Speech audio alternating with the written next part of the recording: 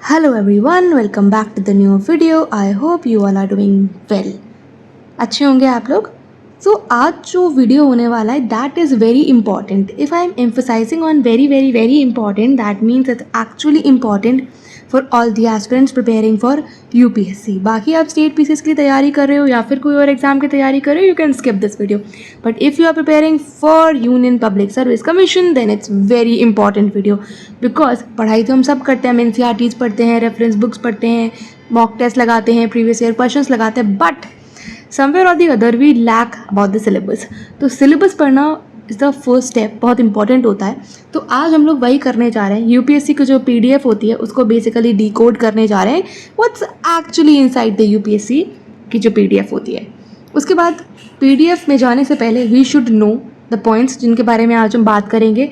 सबसे पहले कि what is actually in the PDF, we gonna know that कि होता क्या है. उसके बाद is it important. Of course it is very important. इससे ज़्यादा ज़रूरी कुछ नहीं हो सकता है. If you do not know the syllabus, if you do not know the main points, the core topics, what's the reason for the preparation. ठीक है, तो तैयारी करने से पहले सिलेबस को समझना is much more very important. उसके बाद कौन देखेगा ये वीडियो? आप देखोगे ये वीडियो, वो वाला preparing for UPSC. But being more specific, देखो मैं स्पेसिफिक होना ज़्यादा पसंद करती हूँ. जो यूपीएससी के 2026 के एस्पिरेंट्स हैं, 2027 के, इनके लिए तो बहुत इंपॉर्टेंट है. उसके बाद बाकी जो फ्यूचर एस्पिरेंट्स हैं वो पक्का से देख सकते हैं. जो लोग मेंस वगैरह देने जा रहे हैं इस बार यूपीएससी का, वो ना ही देखें तो मच बेटर है, क्योंकि आप लोग तो ऑलरेडी प्रीलिम्स क्लियर करके मेंस की तरफ जा रहे हो. सिलेबस तो आपने पढ़ा ही होगा. उसके बाद on going issue, the on going issue of the scam, घोटाला, ट्रांसपेरेंसी ऑफ यूपीएससी के बारे में जो भी क्वेश्चन उठ रहे हैं, that is the main topic. भाई लोगों को ये लग रहा है कि पेपर कहीं लीक हुआ था. May be it's a possibility, somewhere paper leak हो गया हो. And people basically the aspirants are asking the questions about the transparency of UPSC, and I actually believe कि UPSC should be transparent in some way, because UPSC need urgent reforms. भाई UPSC को urgent reforms की need है. जैसे कि अगर आप चाहो तो OMR में एक कैंडिडेट कॉपी का होना, आंसर कीज का जस्ट प्रीलिम्स के रिजल्ट के बाद डिक्लेयर करना, and much more things are needed. देखो पहले तो उन्होंने वॉर के जस्ट तुरंत बाद एग्जाम कंडक्ट करा लिया था इस बार वाला प्रीलिम्स का, तो वो एक इशू था. ऑलरेडी काफ़ी लोग बहुत परेशान थे इस इशू से, उनको घर चला गया, कुछ ब्लैकआउट्स की वजह से पढ़ नहीं पाए. तो आई बिलीव कि 10 to 15 डेज पोस्टपोन कर देना चाहिए था एग्जाम को, बट ऐसा नहीं हुआ. एग्जाम एज यूजुअल जो था वो कंडक्ट कराया जाता है. बट स्टिल जो सारी चीज़ें हो गई वो हो गई. बट अभी यूपीएससी को अगर कुछ भी गड़बड़ हुई है, if there is a scam, कहीं पेपर लीक हुआ है, re exam should be there, re exam होना चाहिए. ऊपर से OMR में कुछ चेंजेस होने चाहिए, कैंडिडेट्स कॉपी होनी चाहिए, मतलब एक सेकेंड कॉपी बेसिकली होनी चाहिए. एंड व्हाट, कट ऑफ बता देनी चाहिए, आंसर की डिक्लेयर कर देनी चाहिए आपको प्रीलिम्स के रिजल्ट के जस्ट बाद.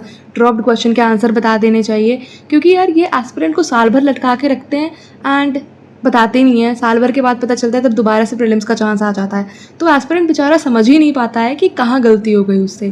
सीसैट में कम रह गए, GS में कम रह गए, या कहाँ कम रह गए. ठीक है, तो ये सारे इश्यूज़ हैं. ये सारे पे तो हम लोग बात करते ही रहते हैं, हमारी टॉपिक्स चलते रहते हैं. बट आज का जो मुद्दा है that is devoted to the syllabus. तो हम सिलेबस पे ही स्टिक करेंगे. तो सबसे पहले हम जानेंगे the actual syllabus according to the UPSC का PDF. उसके बाद हिडन जेम्स. देखो सब लोग पढ़ते हैं, सब लोग सिलेबस खुद से पढ़ते हैं, but I am going to tell you the hidden gems, जहाँ पे लोगों का ध्यान नहीं जाता और जो actually exam point of view से इंपॉर्टेंट होते हैं.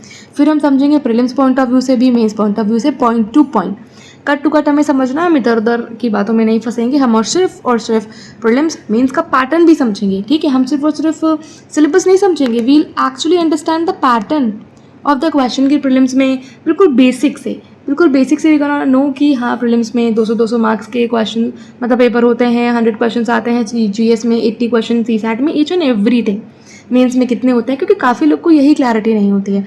उसके बाद जो फर्दर वीडियोस आगे आएंगे उसमें हम लोग सारी चीज़ें समझेंगे. ऑप्शनल कैसे सेलेक्ट करना चाहिए, अपना बेस्ट ऑप्शनल क्या हो सकता है, रिसोर्सेज क्या हो सकते हैं उसके, एवरीथिंग. बट एक पेस पे चलेंगे हम लोग, एक सीक्वेंस पे चलेंगे. सबसे पहले प्रीलिम्स का समझेंगे, फिर मेंस का समझेंगे, फिर जाकर के ऑप्शनल किस तरीके से सिलेक्ट करते हैं, क्या क्या यूपीएससी हमें ऑप्शनल प्रोवाइड करता है. ठीक है, उसके बाद जब हम सिलेबस पढ़ रहे होंगे ना, तब हमें समझ आ जाएगी यूपीएससी की ना एक्चुअल डिमांड क्या है. ठीक है, क्योंकि डिमांड हमें क्वेश्चन की पता होनी चाहिए. क्वेश्चन नहीं, आई मीन टू से द एग्ज़ाम, जब एग्ज़ाम देने जा रहे हो उसकी डिमांड आपको पता होनी चाहिए, तभी you can score good marks, you can get selected. ठीक, बाकी तो आजकल आप देख रहे हो कौन सिलेक्ट हो रहा है, कौन नहीं सिलेक्ट हो रहा है. बट हम अपनी होप नहीं छोड़ सकते, हम अपनी तैयारी में कमी नहीं रख सकते हैं. Everything you need to know you will get on the one place, यहीं पे आपको मिल जाएगा. Till then what you can do, you can join the Telegram channel जहाँ पे आपको अपडेट्स मिल जाती हैं जल्दी, यूट्यूब से जल्दी आपको अपडेट्स वहाँ पे मिल जाती हैं. उसके बाद आपको सब्सक्राइब कर लेना है चैनल को, शेयर कर देना अपने फ्रेंड्स के साथ, लाइक करना है वीडियो को, कमेंट में बताना है अपना feedback, because that is very important for me and that is valuable also. ठीक है, ये तो थिंक IAS PCS में हमेशा आपके साथ है, ऑलवेज विद यू. ठीक है, let's move towards the PDF. अब PDF ओपन करते हैं और ये PDF मैं आपको टेलीग्राम चैनल पे ऑलरेडी सेंड कर चुकी हूँ. आप साथ पढ़ते रहिएगा, साथ हम साथ हैं इस PDF में, इस सफ़र में, आपकी जर्नी में, आपकी डेस्टिनेशन तक एक्चुअली टिल द पास ना यू रीच. चलो अब PDF में जाते हैं और पढ़ते हैं, समझते हैं कि UPSC क्या जो PDF है वो आखिर क्या कहती है हमसे. तो ये हमारे सामने आ चुका है यूनियन पब्लिक सर्विस कमीशन का नोटिफिकेशन, जो कि वो अपने जब नोटिस इशू करता है ना बेसिकली, तब ये रिलीज़ करता है. ठीक है, तो 2025 के लिए था. हमें क्या है, हमें तो सिलेबस से मतलब है, वो तो सेम ही रहता है, चाहे 2025 में हो चाहे 26 में हो. हाँ, कुछ चेंजेस होंगे तो हम डेफिनेटली समझेंगे इस बात को. ठीक है, उसके बाद हाउ टू अप्लाई, OTR वगैरह, ये सारी चीज़ें हम लोग स्पेसिफिकली बात करेंगे. आज हमारा जो टॉपिक है दैट इज़ सिलेबस. तो मोबाइल फ़ोन्स बैन होते हैं, वेरी कॉमन थिंग. ठीक है, उसके बाद हम सिलेबस पे जाते हैं. हाँ, अगर आप एग्ज़ाम क्वालिफाई कर देते हैं तो आप IAS, IPS, फॉरेन सर्विसेज में जाते हैं, एक्सेट्रा, जितनी भी सर्विसेज मैंशनड हैं इसमें जाते हैं. चलो, we will be directly moving on to the syllabus. इधर उधर नहीं जाते हैं. हाँ भाई, जो लोग कुछ ना फेक सर्टिफिकेट्स वगैरह लगवाते हैं, प्लीज़ मत करो ऐसा ना. आपकी वजह से ना बहुत लोगों पे क्वेश्चनिंग हो जाती है. तो ये अगर आप, क्योंकि जो लोग एक्चुअली में ये सारी चीज़ें डिसेबल होते हैं या फिर फिजिकली हैंडीकैप्ड है ना, उनको बहुत प्रॉब्लम होती है आप जैसे लोगों की वजह से. तो प्लीज़ ये फेक सर्टिफिकेट्स वाला जो केस है ना, ये सारी चीज़ें मत करिए. आप इतने बड़े एग्जाम की तैयारी करने जा रहे हैं एंड अगर आप ये सारी चीज़ें करेंगे तो अच्छा नहीं लगता यार ये सब देख करके. ठीक है, एज लिमिट्स वगैरह पे ये सारी चीज़ें हम लोग पहुँचेंगे. देखो बहुत बड़ा PDF होता है, इट्स अराउंड समवेयर, मतलब होता है काफ़ी बड़ा PDF होता है. कितने पेजेस है कितने नहीं पता, मुझे नहीं पता, बट सिलेबस मुझे अभी तक नहीं दिख रहा है.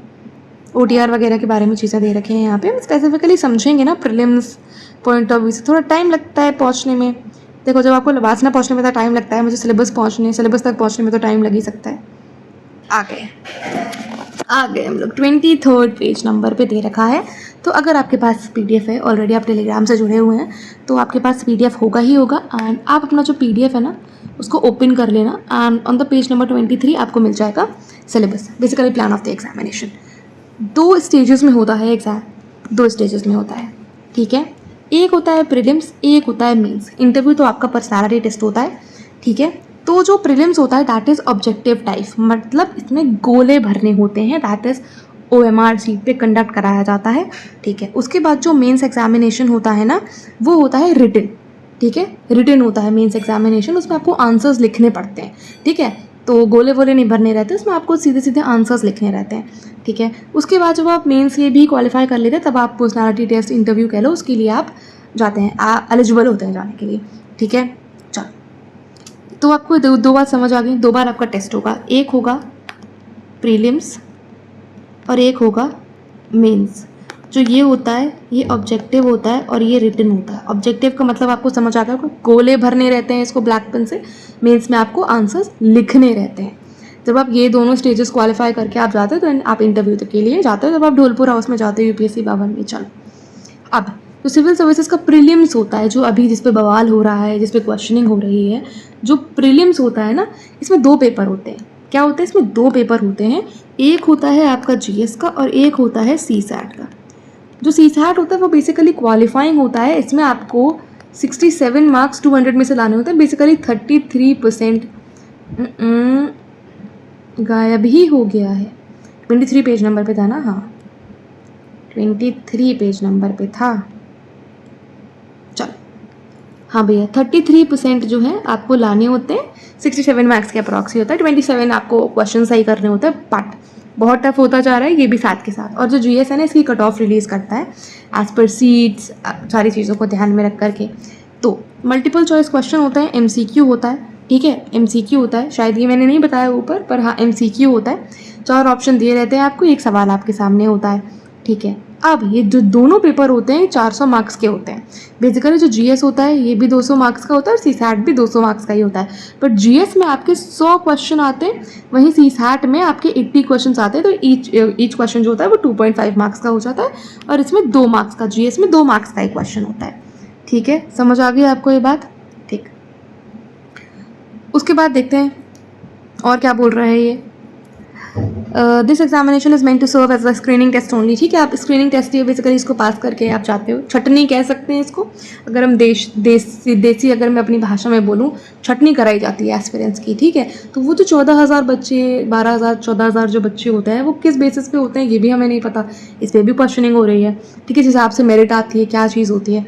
ठीक है, तो स्क्रीनिंग टेस्ट होती है, मार्क्स ऑब्टेन करे जाते हैं, वो बेसिकली ऐड नहीं होते हैं आपके फाइनल रिजल्ट में। तो प्रीलिम्स के मार्क्स होते हैं, हमेशा याद रखना, this is just a qualifying paper. आपके इसमें मार्क्स जितने भी आते हैं वो एड ऑन नहीं होते हैं। ठीक, साफ साफ लिखा, will not be conducted for determining the final order of the merit. Final marks में, फाइनल रिजल्ट में आपके इसके मार्क्स, प्रीलिम्स के मार्क्स ऐड नहीं होते हैं। ठीक, इतना समझ आ गया। Only those candidates who are declared by the commission to have qualified for the preliminary examination will be eligible। भाई मेंस सीधी सीधी बात है, जब आपको पीडीएफ में अपना रोल नंबर दिखेगा तभी तो आप जाकर के मेंस के लिए एलिजिबल हो गए। एडिट करके तो अपना रोल नंबर वहाँ पे नहीं लिख सकते हो, दिस इज वेरी ऑब्वियस। ठीक है, उसके बाद the commission will draw list of candidate to be qualified. भाई लिस्ट बताएगी आपको, लिस्ट देगी। ठीक है, एक लिस्ट आएगी, पहले पीडीएफ आएगा, फिर नाम वाली लिस्ट आएगी जो भी मेंस के लिए क्वालिफाई करते हैं। ठीक है, ये सारी चीज़ें हो गई हैं। Negative marking, if I talk about the prelims examination, तो भाई यहाँ पे होती है नेगेटिव मार्किंग। नेगेटिव मार्किंग क्या होती है, आपको 2 मार्क्स दिए जाएंगे। बेसिकली एक क्वेश्चन के लिए आपको 2 मार्क्स हैं, तो इसका 1/3 जो है, अगर आपने उसका वो गलत हो गया, बेसिकली अगर ये गलत हो गया तो 1/3 आपका नेगेटिव मार्किंग हो जाएगी। ठीक है, 0.33 मार्क्स जो होता है वो आपके नेगेटिव मार्किंग हो जाएगी, आपके कम हो जाएंगे। ठीक है, नेगेटिव मार्किंग में आप चले जाओगे। ठीक, अगर आपका सही हो जाएगा तो आपके +2 हो जाएंगे। देखो, अगर आपका सही हुआ तो +2 हो जाएंगे, रॉन्ग हो गया तो माइनस हो जाएगा 0.33 मार्क्स। इतना समझ आना चाहिए आपको। ठीक है, ठीक। If a candidate gives more than 1 answer, भैया 2, ये 4 ऑप्शन है ABCD, आपने ये भी गोला भर दिया, C भी भर दिया, A भी भर दिया, तो ये गलत हो जाएगा आपका। ठीक है, ठीक, तो पेनल्टी लग जाएगी आप पे। बेसिकली अगर ब्लैंक छोड़ दोगे तो कोई भी आपको कोई पेनल्टी नहीं लगती है आपके ऊपर, तो आप ब्लैंक छोड़ दो, इट इज़ मच बेटर। अगर आपको नहीं आता है, ये 2 गोले भरने की कोई नीड नहीं होती है। ठीक है, मेंस में आपको रिटन एग्जामिनेशन होता है, मेंस में आपका रिटन एग्जामिनेशन होता है और इसके बाद आपका पर्सनालिटी टेस्ट होता है। रिटन एग्जामिनेशन में याद रखना 9 पेपर होते हैं, कन्वेंशनल ऐसे टाइप भी होता है, इसमें एक 9 पेपर होते हैं। कितने होते हैं, मेंस में आपके 9 पेपर होते हैं। कितने, 9 पेपर कंडक्ट कराए जाते हैं। ठीक, हमेशा याद रखना है, ये 9 पेपर होते हैं। मेंस में हम आएंगे, आज हम प्रीलिम्स के बारे में बात कर रहे हैं specifically, candidates who obtain such minimum marks in mains. ठीक है, मेंस पे हम आएंगे, ज़रूर आएंगे, बट आज हमारा फोकस है प्रीलिम्स के सिलेबस को समझना। ठीक है, अब देखो प्रीलिम्स का जो सिलेबस है वो बेसिकली 2 पेपर होते हैं, मैंने आपको बताया 400 मार्क्स के होते हैं, 200 marks each. Both the question objective type होते हैं, चाहे आपका जीएस हो और आपका सीसैट हो, दोनों ही मल्टीपल चॉइस क्वेश्चन होते हैं। इसमें आपको OMR में फिल करना होता है करेक्ट आंसर। बेसिकली अगर मैं साफ साफ सीधे शब्दों में आपसे बोलूँ, प्रीलिम्स में आंसर आपके सामने होता है, you just have to find the correct one. ठीक है, 2 घंटे का होता है, इतना याद रखना। 2 आवर्स का होता है, मतलब 2 आवर्स का जीएस होगा, 2 आवर्स का सीसैट होगा। ठीक, ऐसे इकट्ठे नहीं है 4, मतलब आपके 180 क्वेश्चन 2 घंटे में नहीं होते हैं, 2-2 घंटे के पेपर होते हैं। 2 घंटे का जीएस होगा, 2 घंटे का सीसैट होगा। ठीक है, उसके बाद जो आपका ये सीसैट का पेपर है, क्या बोल रहे हैं ये, जनरल स्टडीज़ 2 है बेसिकली। जो आपका GS 2 है, जाते सीसैट 33% लाने होते हैं, ये फिक्स्ड है, मैंने आपको ऊपर समझा दिया ये बात। क्वेश्चन पेपर आपको दोनों हिंदी और इंग्लिश दोनों ही भाषाओं में मिल जाता है, कोई इशू नहीं है इसमें। ठीक है, अब सेक्शन 3 के पार्ट ए में जाना है इसके सिलेबस के लिए। कहाँ जाना है, सेक्शन 3 के पार्ट ए में। चलो अब सेक्शन 3 का पार्ट ए देखते हैं। ये तो मेंस के बारे में बात करें, मेंस में will definitely come after talking about the prelims examination. क्या बता रहा था, section syllabus for the examination. अब हम आए हैं मुद्दे पे इतनी देर बात करने के बाद, बिकॉज दैट वाज इम्पॉर्टेंट। हर एक चीज़ का बैकग्राउंड जानना बहुत इंपॉर्टेंट होता है। चलो अब सिलेबस पे जाना है। यूपीएससी का सिलेबस क्या कहता है प्रिलिमिनरी एग्जामिनेशन का। चलो अब ये है ना, पेपर 1 जो है दैट इज GS। ठीक है, 2 घंटे का होता है, 100 क्वेश्चन आते हैं, ईच क्वेश्चन 2 मार्क का होता है। इतना याद रखना। 100 क्वेश्चन आते हैं, हर एक क्वेश्चन 2 मार्क्स का होता है। अब अगर मैं सिलेबस की बात करूँ तो सिलेबस क्या बोल रहा है? सिलेबस कह रहा है current events of national and international important.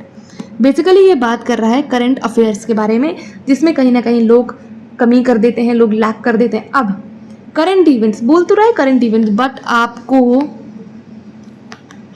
2 साल का करंट अफेयर पता होना चाहिए। 1 साल का आपको पक्का से पता होना चाहिए, आई मीन टू से याद होना चाहिए। एंड 1 साल उससे पहले का भी आपको पता होना चाहिए, क्योंकि ज़रूरी नहीं है कि यूपीएससी आपसे पिछले 1 साल का ही पूछे, हो सकता है वो 1.5 साल पहले का भी पूछ सकता है। ठीक है, तो बेसिकली फर्स्ट पॉइंट जो बात कर रहा है वो बात कर रहा है करंट अफेयर्स के बारे में, जिसके लिए आप कोई भी monthly magazine, newspaper are the best. Newspaper ले सकते हो, डेली अगर आप पढ़ सकते हो, मंथली मैगजीन प्रेफर कर सकते हो। उसके बाद yearly compilations I don't suggest, because वो बहुत ज़्यादा बर्डन हो जाता है। ठीक है, बट हाँ हाफ ईयरली ले सकते हो। ठीक है, तो मंथली मैगजीन प्रेफर करती हूँ मैं। उसके बाद history of India and Indian national movement.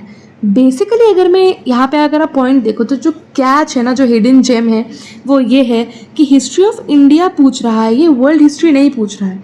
तो world history is not the part of prelims examination, हमेशा याद रखना।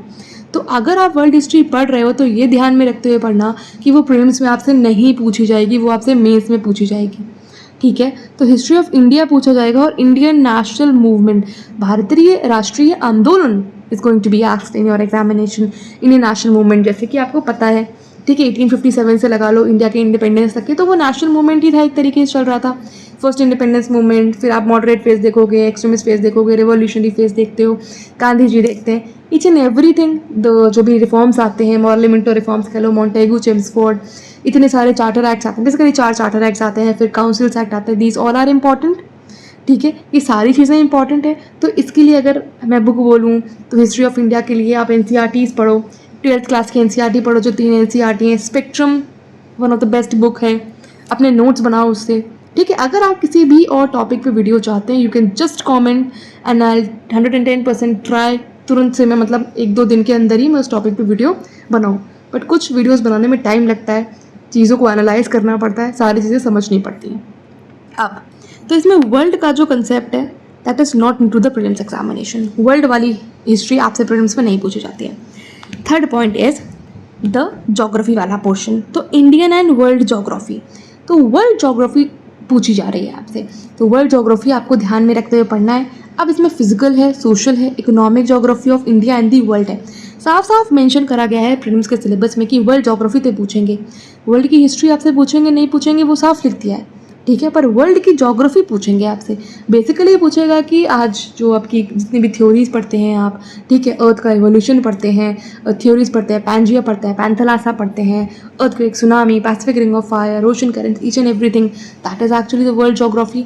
इसमें जो कैच है वो है मैपिंग, सबसे ज़्यादा क्वेश्चन उसी से आते हैं, मैपिंग।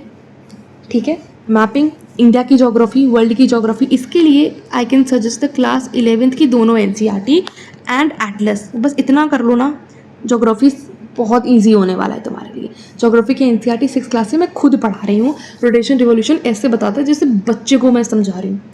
ठीक है, तो आपको 11th क्लास की जो NCERT ज्योग्राफी की इंडिया वाली और फिजिकल ज्योग्राफी वाली, दीज आर सफिशिएंट। ठीक है, फिर सोशल ज्योग्राफी, सारी चीज़ें आपको वही समझ में आ जाती है। इफ़ यू हैव टाइम तो आप GC लियोंग पढ़ सकते हो। ठीक है, उसमें आपके कुछ चैप्टर्स मैं आपको बता दूंगी, अगर आप बोलोगे तो सारे चैप्टर्स मैं आपको पॉइंट टू पॉइंट टिक करा दूंगी, हाँ ये पढ़ लेना, बिकॉज दीज आर इंपॉर्टेंट। पूरी बुक हमेशा इंपॉर्टेंट नहीं होती है ना, कुछ ही चीज़ें इंपॉर्टेंट होती हैं। उसके बाद हमने करंट अफेयर्स देख लिया। सबसे पहला पॉइंट देखो, करंट अफेयर लिखा हुआ है, तो अगर तुम सीक्वेंस में भी मैं बताती हूँ तो सबसे ज़्यादा क्वेश्चन किससे आएगा? करंट अफेयर से आएगा। ठीक है, तो देखो हर चीज़ समझनी है हमें। यूपीएससी ने ऐसे ही कुछ नहीं लिख रखा है, फालतू में वेगली नहीं लिख रखा है। अगर उसने करंट अफेयर सबसे पहले लिख रखा है तो हो सकता है करंट अफेयर से सबसे ज़्यादा क्वेश्चन आते हों, एंड आते भी हैं करंट अफेयर से ज़्यादा क्वेश्चन। ठीक है, फिर उसके बाद हिस्ट्री से भी काफ़ी क्वेश्चंस देखे जाते हैं, देन ज्योग्राफी से भी, मैपिंग से भी, क्योंकि this is directly indirectly related to the current affair portion, mapping places and news, तो उससे क्वेश्चन आते हैं। पॉलिटी, अब जो बेसिकली फोर्थ पॉइंट है that is Indian polity, governance, constitution, political system, panchayati raj, public policy, rights, issues, etcetera. जो आपको याद रखना है that is etcetera, because etcetera जहाँ पे लगा दिए तो आपसे anything under the sun can be asked. तो आपको इसके लिए पढ़नी है लक्ष्मीकांत के साथ अगर आप 11th क्लास के इंडियन कॉन्स्टिट्यूशन एट वर्क के NCERT पढ़ सकते हैं। वेरी इंपॉर्टेंट, क्योंकि वो मैं आपको खुद पढ़ाऊंगी, लक्ष्मीकांत भी मैं आपको खुद पढ़ाऊंगी। ठीक है, आप कब पढ़ना चाहते हो बताओ। ठीक है, तो यहाँ पे मैं लिख देती हूँ क्लास 11th की NCERT, क्या लिख रही हूँ ना, NCERT और M लक्ष्मीकांत। ये 2 बुक्स बाइबल है आपके लिए, इनसे आपका काम हो जाएगा। अगर आप बेयर एक्ट की बुक भी पढ़ सकते हैं क्योंकि उसमें लाइन बाय लाइन लिखा है, तो वो भी आप कंसिडर कर सकते हैं। तो पॉलिटी इज़ वेरी इंपॉर्टेंट भाई, पॉलिटी से बहुत क्वेश्चंस आते हैं, कई बार डायरेक्टली पूछे जाते हैं, कई बार इनडायरेक्टली, क्योंकि करंट अफेयर में कोई टॉपिक रहता है। Most important is the current affair वाला पोर्शन, लगभग 30 से 35 क्वेश्चन आते हैं 100 में से, तो 1/4 जो उससे ज़्यादा पोर्शन करंट अफेयर कैरी करता है। करंट अफेयर को बेसिकली कॉम्प्रिहेंसिवली पढ़ना रहता है स्टैटिक के साथ लिंक करके। उसके बाद economic and social development, basically यहाँ पे बात हो रही है इकोनॉमी की, तो पूछेगा economic and social development, sustainable development, poverty, inclusion, demographic, social sector initiative and the world mention is there is etc. तो इकोनॉमी से बेसिकली आपसे कुछ भी पूछ सकता है, पॉवर्टी से कुछ भी पूछ सकता है, सोसाइटी से कुछ भी पूछ सकता है, सस्टेनेबल डेवलपमेंट से कुछ भी पूछ सकता है, डेमोग्राफिक्स, पॉपुलेशन, कुछ भी पूछ सकता है आपसे। इकोनॉमिक में आपको पढ़ना है, आप 11th क्लास की NCERT से स्टार्ट कर दो, ठीक है, पतली बुक होती है, फिर आप कोई भी कोचिंग इंस्टीट्यूट की बुक परचेज कर सकते हो, उससे पढ़ लो, PDF डाउनलोड कर लो। And what is the next step is the budget. जो बजट आता है, इकोनॉमिक सर्वे आता है, basically the current affair portion that is very important in the economy sector.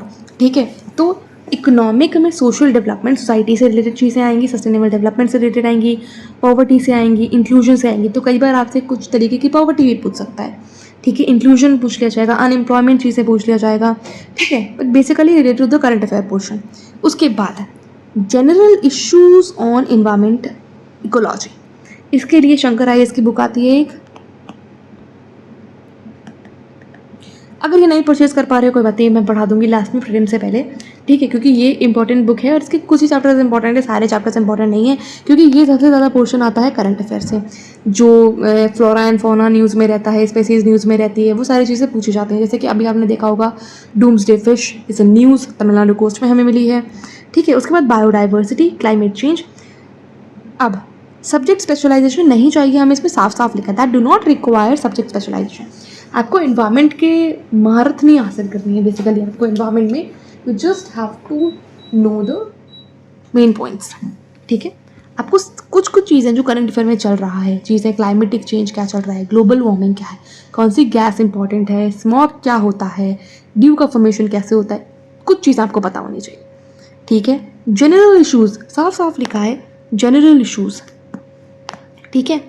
तो इन्वायरमेंट से रिलेटेड जो पोर्शन आता है वो करंट अफेयर का इंपॉर्टेंट हो जाता है, बिकॉज करंट अफेयर में आपको बहुत सारी चीज़ें मिल जाती हैं। अब ऐसा क्यों है, इससे भी बहुत क्वेश्चन आते हैं, क्योंकि जो प्रीलिम्स का IFS का पेपर होता है वो इसके साथ ही होता है, ठीक है। IFS फॉरेस्ट सर्विसेज वाला, नॉट फॉरेन सर्विसेज वाला, वो तो होता ही है, फॉरेस्ट सर्विसेज वाला पेपर भी इकट्ठे होता है। तो बहुत ज़्यादा questions environment, ecology, climate change वाले सेक्शन से आते ही आते हैं। This is the must do topic. और ऐसे क्वेश्चंस मतलब कई बार वेगली आ जाते हैं, ठीक है, कौन सा वेगल डांस परफॉर्म करते हैं, ठीक है, बी करते हैं, एंड कौन सा जो एनिमल है वो करता है। एक क्वेश्चन आया था ना, स्टिक लेके इंसेक्ट खाता है पेड़ से निकाल करके, ठीक है। तो ये सारी चीज़ें इस तरीके के कई बार वेग क्वेश्चंस भी पूछे जा सकते हैं। और मैं बोल रही हूँ anything under the sun can be asked, तो तैयार रहना है आपको उस तरह से, ठीक है। उसके बाद जनरल साइंस, जनरल साइंस मतलब आपसे कुछ भी साइंस से रिलेटेड चीज़ें हैं। बेसिकली जो साइंस वाला पोर्शन है that is related to the current affair portion, की क्या डेवलपमेंट हो रहे हैं कंट्री में, वर्ल्ड में, आपको ध्यान रखना चाहिए, क्या स्पेस में क्या चीज़ें हो रही हैं, टेक्नोलॉजी में क्या नई चीज़ें आ रही हैं। बेसिकली आपको स्पेस सेक्टर, अपना डिफेंस सेक्टर जो है, बेसिकली जो सेक्शन है कह रही हूँ, जो डिफेंस सेक्टर है इंडिया का वो इंपॉर्टेंट हो जाता है।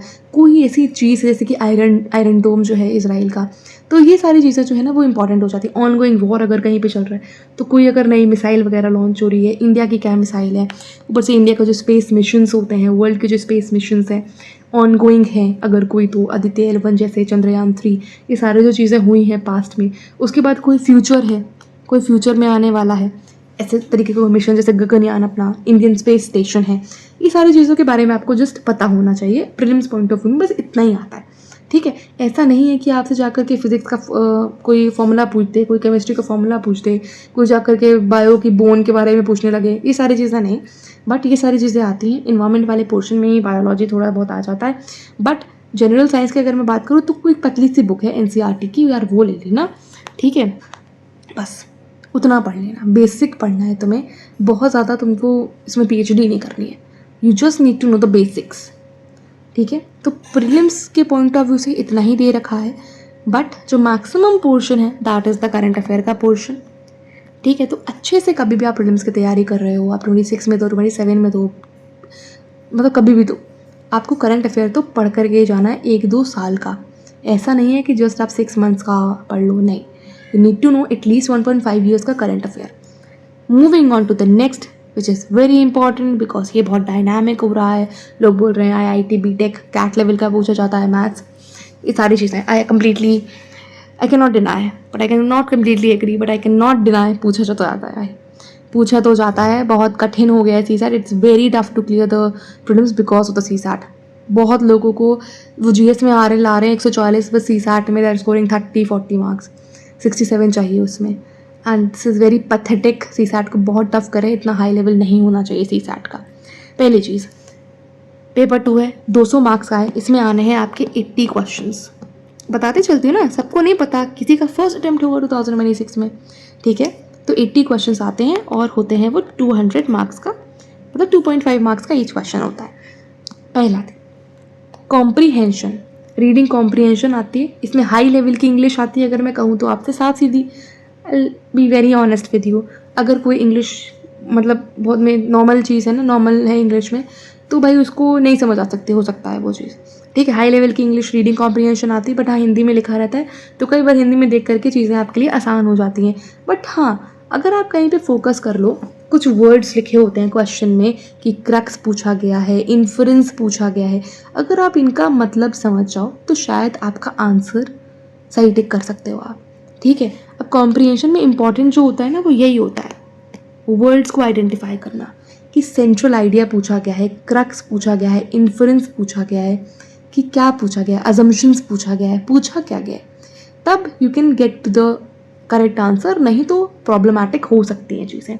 मैं हमेशा जब भी CSAT के बारे में बताती हूँ तो मैं यही बोलती हूँ, या तो अपना रीजनिंग या फिर अपना मैथ्स, इन दोनों में से कुछ तो तुम्हें स्ट्रॉन्ग करना पड़ेगा। रीडिंग मतलब 2 चीज़ें स्ट्रॉन्ग करनी पड़ेंगी। रीडिंग कॉम्प्रीहेंशन तो करनी ही पड़ेगी, चाहे तुम इंग्लिश मीडियम से हो चाहे हिंदी मीडियम से हो, क्योंकि रीडिंग कॉम्प्रीहेंशन दोनों ही भाषाओं में आता है, हिंदी में भी और इंग्लिश में भी, कोई इशू नहीं है। इंग्लिश में कुछ चीज़ें नहीं समझ आ सकती इंग्लिश मीडियम वाले बच्चों को भी, तो हिंदी में जाओ, हिंदी में मतलब हो सकता है थोड़ा ईजी हो जाए तुम्हारे लिए करना, ठीक है। तो रीडिंग कॉम्प्रीहेंशन और रीजनिंग चाहे तो स्ट्रॉन्ग कर लो अपनी, देखो कुछ तो स्ट्रॉन्ग करना ही पड़ेगा, चाहे रीजनिंग और मैथ्स कर लो, चाहे रीडिंग कॉम्प्रीहेंशन और मैथ्स कर लो। You need to focus on the 2 areas जहाँ पे तुम अच्छा स्कोर कर सकते हो, क्योंकि तुम्हें कितने करने उससे मतलब नहीं है, तुम्हें बस सही करना है। चाहे तुम 30 सही कर दो, चाहे तुम 35 सही कर दो, तुम्हें सही करना है। मतलब गलत ऐसे पे टिक मत करके आना जिसमें कुछ भी नहीं आता तुम्हें और तुम्हें डाउट बहुत ज़्यादा है उस क्वेश्चन पे, तो ठीक है। अब देख लो, interpersonal skills including communication skills, तुमसे कुछ क्वेश्चन पूछेगा कि कम्युनिकेशन कैसे करोगे, कम्युनिकेट कैसे करोगे लोगों से, हो सकता है अब तो इस तरह के क्वेश्चन आना बहुत कम हो गए, बट हाँ रीडिंग कॉम्प्रीहेंशन के थ्रू पूछ सकता है। रीडिंग कॉम्प्रीहेंशन देखो इतना भी टफ नहीं होता है, अगर तुम न्यूज़पेपर पढ़ते हो तो, अगर तुम इंग्लिश न्यूज़पेपर पढ़ रहे हो, कॉन्टिन्यूसली पढ़ रहे हो, तो तुम्हारे लिए ईजी हो सकता है रीडिंग कॉम्प्रीहेंशन, बिकॉज वहाँ से तुम्हें कैच मिल जाएगा, वहाँ से तुम्हें टॉपिक मिल जाएगा, क्योंकि वो हॉट शॉट टॉपिक उठाता है, कभी हिंदू का उठा लेगा, कभी इंडियन एक्सप्रेस का उठा लेगा, तो ऐसा रहता है चीज़ों को। तो अगर अपडेटेड रहते हो तो तुम्हारी हेल्प हो सकती है बस इससे। इंटरपर्सनल स्किल्स कह लो, कम्युनिकेशन स्किल्स कह लो, तो ये भी पूछे जाते हैं क्वेश्चन। उसके बाद जो मेन चीज़ है ना, अब लॉजिकल रीजनिंग आती है यहाँ पे।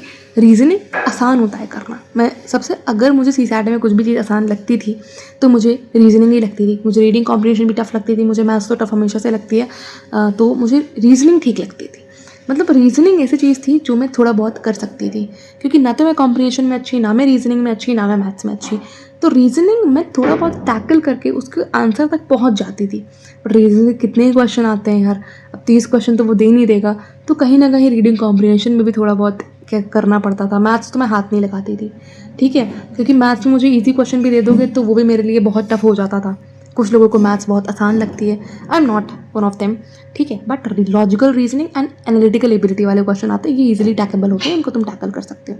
उसके बाद decision making, and problem solving वाले क्वेश्चन भी आते हैं। इसमें तुम्हें डिसीजन देने को बोला जाएगा, क्वेश्चन लिखा रहेगा, उस प्रॉब्लम को सॉल्व करना रहेगा। बेसिकली जो इंपॉर्टेंट चीज़ है वो है basic numeracy, numbers and their relations, order, magnitude, class 10th level का डेटा इंटरप्रिटेशन, DI पूछेगा, chart, graph, table, data sufficiency. अब यहाँ पे साफ लिखा है कि 10th लेवल तक का पूछेगा, 10वीं के लेवल तक का उसे पूछना चाहिए, बट वो कहाँ ले जा रहा है मुझे भी नहीं पता।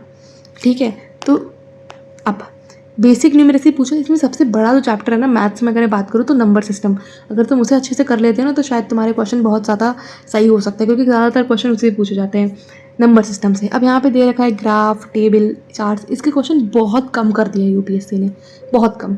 इफ़ आई से बहुत कम तो बहुत कम कर दिए हैं। ठीक है, तो तुम्हें इसमें क्या करना है ना, नंबर सिस्टम एक चैप्टर है